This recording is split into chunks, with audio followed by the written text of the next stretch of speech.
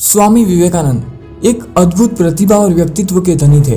उन्हें शब्दों में बांधना किसी के बस की बात नहीं, लेकिन फिर भी आज उनके जीवन की ऐसी 3 घटनाएं मैं आप लोगों को बताने वाला हूं जो आपको बहुत ज़्यादा मोटिवेट करेगी।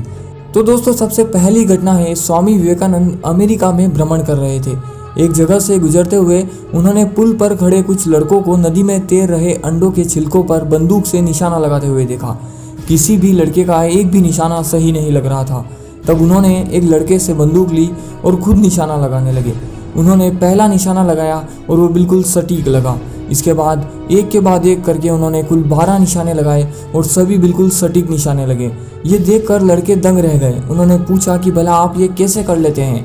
स्वामी जी बोले कि तुम जो भी कर रहे हो अपना पूरा दिमाग उसी एक काम में लगाओ। अगर तुम निशाना लगा रहे हो तो तुम्हारा पूरा ध्यान सिर्फ अपने लक्ष्य पर होना चाहिए, तब तुम बिल्कुल भी नहीं चूकोगे। अगर तुम अपना पाठ पढ़ रहे हो तो सिर्फ पाठ के बारे में सोचो। मेरे देश में बच्चों को यही करना सिखाया जाता है। दोस्तों, दूसरी घटना है डर का सामना। एक बार बनारस में स्वामी जी दुर्गा जी के मंदिर से निकल रहे थे। तभी वहाँ पर मौजूद बहुत सारे बंदरों ने उन्हें घेर लिया।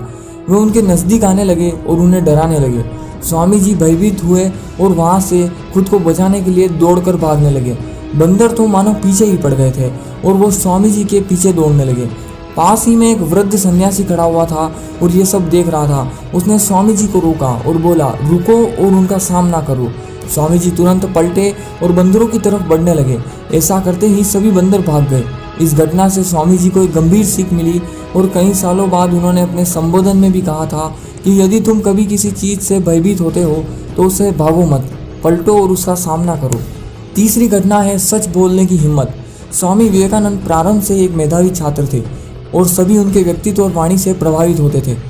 जब वो साथी छात्रों से कुछ बात करते थे तो सब मंत्रमुग्ध होकर उन्हें सुनते थे। एक दिन इंटरवल के दौरान वो कक्षा में कुछ मित्रों को कहानी सुना रहे थे।